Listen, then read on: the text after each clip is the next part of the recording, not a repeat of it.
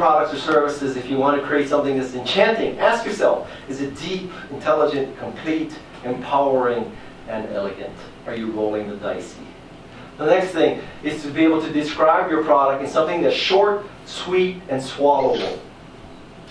Like this ad that was made for the Metro transportation system of New York right after 9/11. Short, sweet, and swallowable. If you see something, say something. Made by an ad agency called Corey K. Most companies create mission statements, for example. How many of you have a mission statement in your organization? You know, hold your hand up. You should be proud of the fact that you wasted 2 days doing this.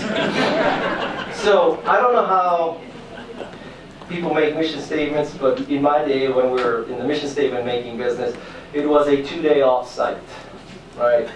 Particularly if you work for a larger organization, you take your top 25 or 50 employees, and right now you probably use the Ritz-Carlton Half Moon Bay, because you need to make this off-site at a place with a world-class golf course. This high correlation golf and mission statement. It's 2 days. You hire an outside meeting facilitator.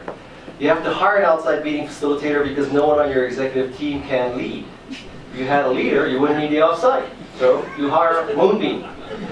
Moonbeam is an executive coach, and she's also Lamaze instructor. It's a dual-track career because there's similar functionality. You're pushing out a mission statement, pushing out a baby, same thing.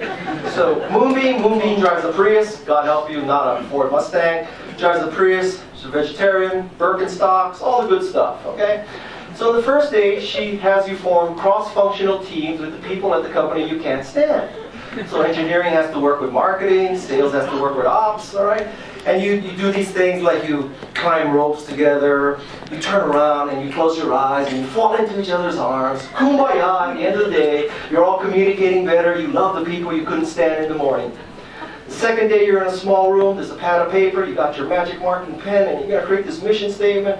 There's 50 of you in the room. Each of you figure it out, you're given, man, do you have to keep flashing? Can you like get a faster lens so you don't have to flash them? So you're 50 people in a room, you figure you gave up 2 days of your life. You should at least get one word in the mission statement. Right? So now you have 50-word mission statement. And this mission statement is going to be all-encompassing. It's good for the shareholders, the employees, the customers, the vendors. And if you're in the West Coast in particular, you also have to throw in something in the mission statement for the whales and the dolphins. By contrast, I think particularly for a tech startup, you should create a mantra, 2 or 3 words. The mantra for Nike should be authentic athletic performance.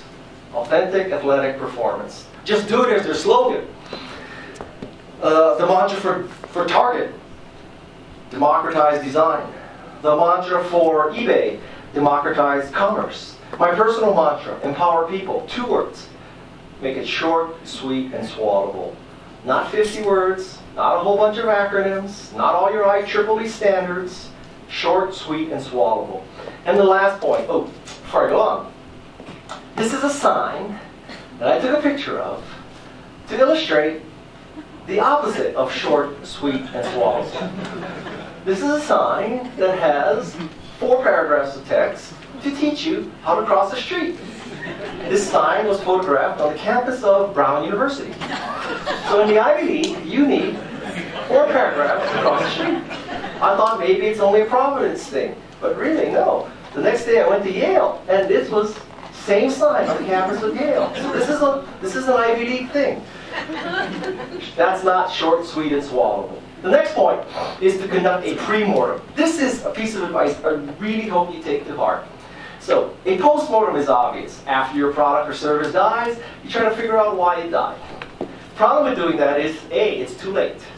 And B, the people who caused the death are probably not there.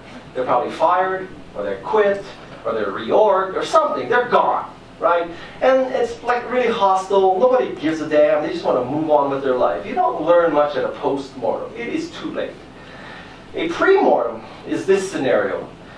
The leader of the group says to the group, let's pretend that our product failed. Now let's come up with all the hypothetical reasons why our product could fail. The software is slow, sales force is unsophisticated, marketing poorly positioned it, Google introduced a similar product for free. Whatever it is, come up with all the reasons. And then let's go down through those lists of reasons and see if we can eliminate those reasons so we never have a post-mortem. It's a very useful exercise. Now you may be wondering, what's the difference between a pre-mortem and the leader saying, okay, does anybody have any issues or concerns? That is a very different question. Because when the leader asks that question, if the marketing person raises his or her hand and says, my concern is that the software is too slow, that person has just drawn a nice bullseye on his or her chest. That person is now seen as a naysayer, a non-team player, a laggard. The software guy hates her because she's calling out his lousy software. Lots of things can happen when you do that. So most people will not bring it up in that circumstance. But in a pre-mortem, the rules are different. Let's pretend that we failed. Let's come up with the list of reasons why we failed, and then let's come up with how we can prevent any of those reasons from happening so we never have a post-mortem. Conduct a pre-mortem. The next thing to do is actually launch your product or service. And it starts with a great story. Tell a great story. The story of how you and your buddy, you were frustrated because the only place you could use a computer was at this big company you worked at, or at a bank, or at a university, or at a research institution. That you wanted a computer that you could have in your house, that you could carry around. You wanted a personal computer, so you started Apple. Or your girlfriend wanted to be able to sell her Pez dispensers online. There was no way for her to do it, so you started eBay. Which is a total bullshit story, but it is a great story. It is a great story. Tell this story, not about the patent-pending, curve-jumping, paradigm-shifting stuff that you do. Don't ever use the word revolutionary in your pitch, because no entrepreneur has ever come to Garage and said, we have a trailing edge, hard to use, no patents pending, intellectual property that we cannot protect product. And you're the rare occurrence where someone said, oh yeah, we have patent pending, curve jumping, paradigm shifting product. No one else can do what we do. We're a proven team in a proven market with a proven technology. We do that every day. From shrimp farming to semiconductors to life sciences, everybody says that. You need to tell a story, how your sister died of cancer, so you dedicated your life to curing cancer. How your girlfriend wanted to sell Pez dispensers, how you needed a personal computer, how you're shooting so much video and there's no way to share it, so you started YouTube. How you figured there must be a better way to search, there must be a better algorithm than what Inktomi is using or what AltaVista is using. So why don't we measure the number of inbound links and we could start a search company called Google and search would be better. Tell a story.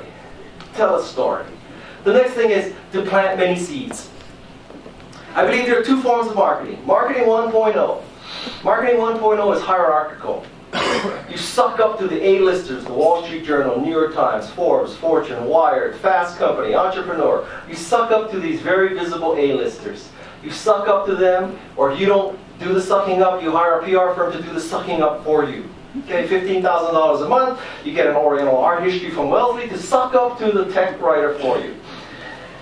The goal here is that you suck up to the tech writer tries your software, tries your product, loves it, tells the great unwashed masses and the hoi polloi, you should use this product. I, as an analyst, I, as an expert, I, as an oracle, am telling you, the hoi polloi, the great unwashed masses, this is good. I make the product. Maybe the Wall Street Journal made Lotus 123, right? If you are old enough to remember what Lotus 123 is. I think that marketing 2.0, because of Twitter and Facebook and blogging, has flattened the world. It's flattened that hierarchy. And now, the way it works is, nobodies are the new somebodies. And people that you never heard of. Lonely Boy 15 on Twitter, with 15 followers, might be the most important person you can reach. Because Lonely Boy 15 will become an evangelist for your product or service and tell his 15 followers, and their 15 followers will tell Tiffany, and Tiffany will tell Celeste, and Celeste will tell, Lonely Girl 15, and on and on and on. And one day you wake up and thousands of people are using your product. And at that point, the A-listers have to write about your product. Because if they don't, they will seem clueless. Twitter is 5 years old. And I'd like you to show me a story that appeared 5 years ago, where any A-lister said, I have seen The future of communications and news and microblogging. I've seen the future. It's this company you never heard of called Twitter. And it enables you to send out 140 character text messages. And right now people are writing that their cat rolled over. But mark my words, someday Twitter will bring down entire totalitarian governments. Someday when we're hunting Osama bin Laden, somebody in that valley will say, oh, there's a lot of helicopters right now. And Twitter live that the Navy SEALs are going after Osama bin Laden. Twitter's going to be the most powerful form of communications ever. Right? Show me that article that's 5 years old. The truth is that about 4 years ago, a lot of nobodies at South by Southwest embraced Twitter. They just loved Twitter. And it spread from there. And after it became successful and it was on fire is when the A-list journalists got on the bandwagon. Okay? Plant many seeds. It's not so easy to find Lonely Boy 15. He doesn't have 5 million followers. He doesn't write for the Wall Street Journal, New York Times, or the Washington Post. You have to find this person. And the way you do it is you just put it out there. You should assume as you're creating your product, you need to put it out there. Ergo, you need to figure out how to make it a demo version. You have to figure out how people are not going to be reading 100 pages of documentation to get started. The onus is upon you.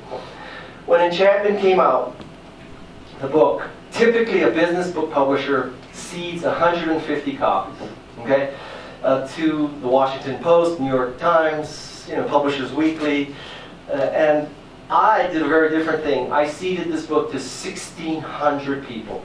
I seeded it to basically any blogger who asked for it.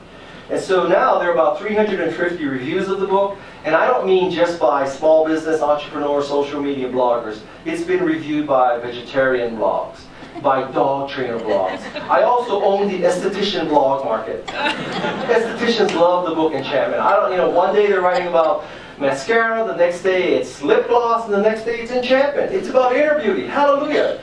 Using the kind of pitch that many of you use, imagine if I got 1% of the women who are interested in beauty to buy Enchantment. How hard could that be? You know how big that market would be? 1% of the people, of women interested in beauty, if they bought this book, you know how successful it would be? The point here is to plant many seeds. The next thing is to use salient points. What you see on the left is what the industry likes to use. What you see on the right is what people care about. It's not so much miles per gallon, it is yearly costs. If you're in a not-for-profit business, you like to talk in terms of dollars. What donors really care about is, if I give you $100, how many months of food does that buy for that family in Ethiopia? That's what they really care about. And if you're in the gadget business, you want to talk in terms of gigabytes. People want to talk in terms of songs. People do not wake up in the morning saying, if only I had a 64 gigabyte iPhone. They wake up thinking about the number of songs and movies and how many apps there are. So use the kind of points on the right side of the screen, not the left. The next thing is to overcome resistance. You will find as an entrepreneur that, ironically, the more innovative your product or service, the more resistance you'll encounter. You would think that if you had something really great, the resistance would just lay down and people would beat a path to your door. I've never seen that happen. This is one example. In the mid-'80s, there was a lot of resistance for retailers to stock electronic games. The electronic game business was tarnished. And so Nintendo realized it had a problem. So what it did is it repositioned its electronic game into an electronic toy by adding a robot to the game. So now it told retailers we have a toy. In fact, it was even better. It's an educational toy. So now kids are asking their parents for an educational toy to learn robotics for Christmas, which is very different than asking their parents for an electronic game for Christmas. More ways to overcome resistance, to provide social proof. That is, to have very tangible ways for the world to see that you are achieving success. I think that Apple did this with the iPod. It's because of the white earbud. I don't know of any other MP3 player that had a white earbud prior to an iPod. So when you saw white earbuds, it translated into iPod. And the more white earbuds you saw, the more you're convinced that an iPod must be good. So guess what? You bought an iPod. When you bought an iPod, you added to the pool of white earbuds. So the more white earbuds you saw, the more successful iPod became. The more people who bought iPods, the more white earbuds you saw. It became an upward spiral. Somehow try to show social proof. Lots of people are using your product or service.